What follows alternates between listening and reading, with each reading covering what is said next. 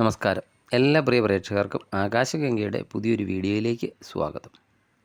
ഇന്ന് നമ്മൾ ചർച്ച ചെയ്യുന്നത് 1202 ആണ്ടിൽ, അതായത് 2026 ആഗസ്റ്റ് മുതൽ 2027 ആഗസ്റ്റ് വരെയുള്ള കാലയളവിൽ രേവതി നക്ഷത്രത്തിൽ ജനിച്ച ആളുകളുടെ ജീവിതത്തിൽ ഉണ്ടാകാൻ പോകുന്ന മാറ്റങ്ങളെക്കുറിച്ചാണ്. മീനൻ രാശിയുടെ അവസാന പാദത്തിൽ വരുന്ന നക്ഷത്രമാണ് രേവതി. വ്യാഴം, ശനി, രാഹു, കേതു എന്നീ പ്രധാന ഗ്രഹങ്ങളുടെ മാറ്റങ്ങൾ നിങ്ങളുടെ തൊഴിൽ, സാമ്പത്തികം, കുടുംബം, ആരോഗ്യം, വിദ്യാഭ്യാസം എന്നിവയൊക്കെ എങ്ങനെ സ്വാധീനിക്കുന്നുവെന്ന് വിശദമായി ഈ വീഡിയോയിലൂടെ നമുക്ക് മനസ്സിലാക്കാം. വീഡിയോ പൂർണ്ണമായും കാണുക. വീഡിയോയുടെ അവസാനം എന്തൊക്കെ പരിഹാരം ചെയ്യണം എന്നും പറയുന്നുണ്ട്. ആദ്യം തന്നെ ഈ വർഷത്തെ പ്രധാന ഗ്രഹമാറ്റങ്ങൾ ഒന്ന് പരിശോധിക്കാം. ഒക്ടോബർ 31 വരെ വ്യാഴം ഉച്ചക്ഷേത്രമായ കർക്കിടകത്തിൽ രേവതിയുടെ 5-ാം ഭാവത്തിലൂടെയാണ് സഞ്ചരിക്കുന്നത്. തുടർന്ന് 2027 ജനുവരി 24 വരെ ചിങ്ങൻ രാശിയിലും, അതിനുശേഷം വീണ്ടും 2027 ജൂൺ 25 വരെ കർക്കിടകൻ രാശിയിലൂടെയും പിന്നീട് വീണ്ടും ചിങ്ങൻ രാശിയിലൂടെയും സഞ്ചരിക്കുന്നതാണ്. ശനി 2027 ജൂൺ വരെ ജന്മരാശിയായ മീനത്തിലും അതിനുശേഷം മേടൻ രാശിയിലുമായിട്ടാണ് ശനിയുടെ സഞ്ചാരം. അതുപോലെ രാഹു 2026 ഡിസംബർ 5 രാഹു കുംഭത്തിൽ നിന്ന് മകരൻ രാശിയിലേക്കും കേതു ചിങ്ങത്തിൽ നിന്ന് കർക്കിടകൻ രാശിയിലേക്കും രാശി മാറുന്നുമുണ്ട്. ഈ ഗ്രഹസ്ഥിതികൾ ഓരോ മേഖലയിൽ നൽകുന്ന ഫലങ്ങൾ എന്തൊക്കെയാണെന്നാണ് വിശദമായി പരിശോധിക്കുന്നത്. ആദ്യം തന്നെ തൊഴിൽ മേഖല എങ്ങനെ പോകും എന്ന് നോക്കാം. രേവതി നക്ഷത്രക്കാരെ സംബന്ധിച്ച് ഈ വർഷത്തിൻ്റെ ആദ്യ പകുതി വളരെ അനുകൂലമാണ്. ഒക്ടോബർ 31 വരെ 5-ൽ വ്യാഴം നിൽക്കുന്നത് കാരണം ജോലിയിൽ തടസ്സങ്ങളൊക്കെ മാറി മുന്നേറാനൊക്കെ സാധിക്കുന്നതാണ്. IT മേഖല, ബാങ്കിങ് മേഖല, അധ്യാപനം, അതുപോലെ മീഡിയ തുടങ്ങിയ മേഖലകളിലൊക്കെ പ്രവർത്തിക്കുന്നവർക്ക് പുതിയ പ്രോജക്റ്റുകളൊക്കെ ലഭിക്കാനും സ്ഥാനക്കയറ്റത്തിനും ഒക്കെ അവസരങ്ങൾ ഈ സമയത്ത് ഉണ്ടാകുന്നതാണ്.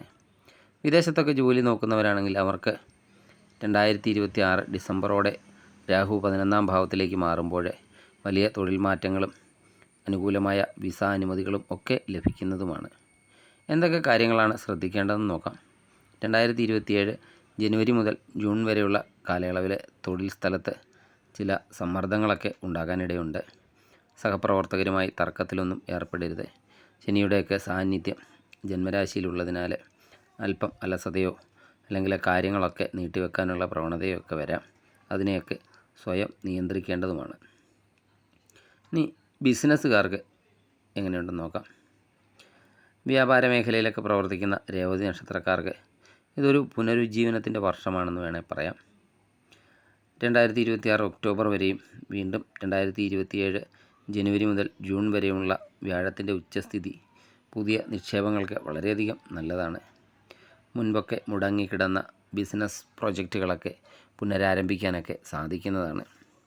അതുപോലെ പാർട്ട്ണർഷിപ്പ് ബിസിനസ്സിലൊക്കെ ഉള്ളവരെ കാര്യങ്ങളിലെല്ലാം ഒരു സുതാര്യതയൊക്കെ പുലർത്തേണ്ടതാണ്. 2026 ഡിസംബറിന് ശേഷം രാഹു 11-ാം ഭാവത്തിലൊക്കെ വരുമ്പോൾ അപ്രതീക്ഷിതമായ ലാഭവും ബിസിനസ് വിപുലീകരണവും ഒക്കെ സാധ്യമാകുന്നതുമാണ്. വായ്പകളൊക്കെ എടുക്കുമ്പോൾ കഴിവതും തിരിച്ചടവ് ശേഷിയൊക്കെ ഉറപ്പാക്കേണ്ടതാണ്. അനാവശ്യമായ സാമ്പത്തിക റിസ്കുകൾ 2027 ആരംഭത്തിൽ ഒഴിവാക്കുന്നത് വളരെയധികം നന്നായിരിക്കും. ഇനി സാമ്പത്തിക സ്ഥിതി എങ്ങനെയുണ്ടെന്ന് നോക്കാം. സാമ്പത്തികമായിട്ട് സമ്മിശ്രമായ എന്നാൽ വളരെ പോസിറ്റീവായ ഫലങ്ങളാണ് ഈ വർഷം പ്രതീക്ഷിക്കാവുന്നത്. ആഗസ്റ്റ് മുതൽ ഒക്ടോബർ വരെയുള്ള സമയം ധനവരവൊക്കെ വളരെ ശക്തമായിരിക്കും. പഴയ കടങ്ങളൊക്കെ വീട്ടാൻ സാധിക്കുന്നതാണ്. റിയൽ എസ്റ്റേറ്റ്, ഷെയർ മാർക്കറ്റ് എന്നീ മേഖലയിൽ നിന്നൊക്കെ ലാഭം പ്രതീക്ഷിക്കാവുന്നതുമാണ്. 2026 ഡിസംബർ 5 രാഹു 11-ാം ഭാവത്തിലേക്കൊക്കെ കടക്കുന്നതോടെ അപ്രതീക്ഷിതമായ സാമ്പത്തിക നേട്ടങ്ങൾ, നമ്മൾ ഒരിക്കലും പ്രതീക്ഷിക്കാത്ത വഴികളിലൂടെയൊക്കെ സാമ്പത്തികം നിങ്ങൾക്ക് വന്നു ചേരാൻ സാധ്യതയും കാണുന്നുണ്ട്. ഇനി ശനി 1-ാം ഭാവത്തിലൊക്കെ തുടരുന്നതിനാൽ ചില ആരോഗ്യ സംബന്ധമായ അനാവശ്യ ചെലവുകളൊക്കെ വന്നേക്കാം. ദീർഘകാല നിക്ഷേപങ്ങൾക്കൊക്കെ ഈ സമയത്ത് പ്രാധാന്യം നൽകുന്നത് വളരെയധികം നന്നായിരിക്കും. ഇനി രേവതി നക്ഷത്രക്കാരുടെ കുടുംബജീവിതം എങ്ങനെയുണ്ടെന്ന് നോക്കാം. കുടുംബാന്തരീക്ഷം പൊതുവെ സന്തോഷകരമായിരിക്കും. വ്യാഴത്തിൻ്റെ അനുകൂല സ്ഥിതിയൊക്കെ കാരണം കുടുംബത്തിൽ വിവാഹം, സന്താനഭാഗ്യം തുടങ്ങിയ മംഗളകർമ്മങ്ങളും നടക്കാൻ സാധ്യതയുണ്ട്. അതുപോലെ കുട്ടികളുടെ പഠനകാര്യത്തിലും കരിയറിലുമൊക്കെ മികച്ച നേട്ടങ്ങളും ഉണ്ടാക്കാൻ സാധിക്കുന്നതാണ്. ശ്രദ്ധിക്കേണ്ട കാര്യം എന്താണെന്ന് വെച്ചാൽ 2026 ഡിസംബറിൽ കേതു 5-ാം ഭാവത്തിലേക്ക് രാശി മാറുന്നുണ്ട്. അതുപോലെ ശനി ജന്മത്തിലൊക്കെ നിൽക്കുന്നുണ്ട്. ഇതൊക്കെ കാരണം ഇടയ്ക്കിടയ്ക്ക് മാനസികമായ എന്തെങ്കിലും അസ്വസ്ഥതകളോ അല്ലെങ്കിൽ കുടുംബാംഗങ്ങൾ തമ്മിൽ ചെറിയ അഭിപ്രായ വ്യത്യാസങ്ങളോ ഒക്കെ വരാൻ സാധ്യതയുണ്ട്. അതുകൊണ്ട് നിങ്ങളുടെ സംസാരത്തിലൊക്കെ മിതത്വം പാലിക്കുന്നത് കുടുംബ സമാധാനമൊക്കെ നിലനിർത്താൻ വളരെയധികം നന്നായിരിക്കും. ഇനി കുട്ടികളുടെ രേവതി നക്ഷത്രത്തിൽ ജനിച്ച കുട്ടികളുടെ വിദ്യാഭ്യാസം എങ്ങനെ ആയിരിക്കുമെന്ന് നോക്കാം. വിദ്യാർത്ഥികൾക്ക് ഈ വർഷം അനുകൂലമായ സമയമാണ്. ഉന്നത വിദ്യാഭ്യാസത്തിനൊക്കെ ശ്രമിക്കുന്നവർക്ക് വിദേശത്തോ മറ്റ് സംസ്ഥാനങ്ങളിലോ ഒക്കെ മികച്ച സ്ഥാപനങ്ങളിലൊക്കെ പ്രവേശനം ലഭിക്കുന്നതാണ്. അതുപോലെ ഈ ഒരു വർഷം മത്സര പരീക്ഷകളിലൊക്കെ പങ്കെടുക്കുന്നവരാണെങ്കിൽ ആ മത്സര പരീക്ഷകളിലൊക്കെ വിജയം വരിക്കാനുള്ള നല്ല സമയം 2026 ഒക്ടോബർ വരെയുള്ള സമയം വളരെയധികം അനുകൂലമാണ്. അതിനുശേഷമുള്ള സമയമൊക്കെ അല്പം ശ്രദ്ധിക്കേണ്ടതാണ് വിദ്യാർത്ഥികളെ. ഇനി രേവതി നക്ഷത്രക്കാരുടെ ആരോഗ്യകാര്യം എങ്ങനെയുണ്ടെന്ന് നോക്കാം. ആരോഗ്യകാര്യത്തിൽ രേവതി നക്ഷത്രക്കാരെ ഒരു പ്രത്യേക ശ്രദ്ധ നൽകേണ്ടതുണ്ട്. ജന്മരാശിയിലാണ് ശനി നിൽക്കുന്നത്.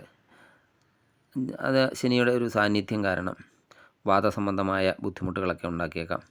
അതുപോലെ കാലുകൾക്ക് എന്തെങ്കിലും തരത്തിലുള്ള വേദന, ഉറക്കക്കുറവ്, അതുപോലെ മാനസികമായ സമ്മർദ്ദം എന്നിവയൊക്കെ ഈ സമയത്ത് അനുഭവപ്പെടാവുന്നതാണ്. വ്യായാമമൊക്കെ ജീവിതത്തിൻ്റെ ഒരു ഭാഗമാക്കുന്നത് നന്നായിരിക്കും.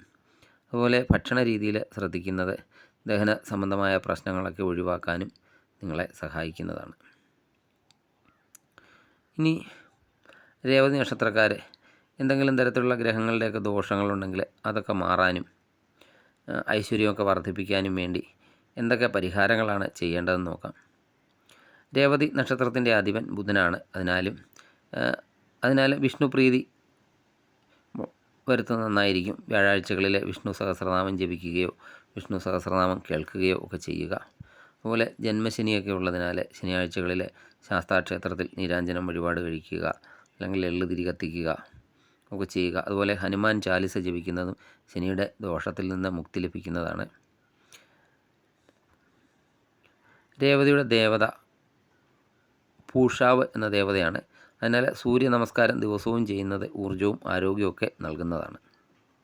ഈ ഗ്രഹസ്ഥിതികളൊക്കെ സൂചിപ്പിക്കുന്നത് നിങ്ങളുടെ ജാഗ്രതയും പ്രയത്നവുമാണ് ഏതൊരു പ്രതിസന്ധിയെയും മറികടക്കാൻ സഹായിക്കുക എന്നതാണ്. ഈ അറിവുകളൊക്കെ മുൻനിർത്തി കൃത്യമായ പ്ലാനിങ്ങോടെ മുന്നോട്ട് പോയാൽ 1202 ആണ്ട് രേവതി നക്ഷത്രക്കാർക്ക് നല്ല രീതിയിലുള്ളൊരു വിജയങ്ങളൊക്കെ ഉണ്ടാക്കാൻ സാധിക്കുന്നതാണ്. ഈ വീഡിയോ നിങ്ങൾക്ക് ഉപകാരപ്രദമായെങ്കിൽ ദയവായി ലൈക്ക് ചെയ്യുക. നിങ്ങളുടെ സുഹൃത്തുക്കൾക്കും ബന്ധുക്കൾക്കുമൊക്കെ ഷെയർ ചെയ്യുക. സബ്സ്ക്രൈബ് ചെയ്യാതെ വീഡിയോ കാണുന്നവരാണെങ്കിൽ ദയവായി സബ്സ്ക്രൈബ് ചെയ്ത് കാണുക. മറ്റൊരു വീഡിയോയുമായി വീണ്ടും കാണാം. നന്ദി, നമസ്കാരം.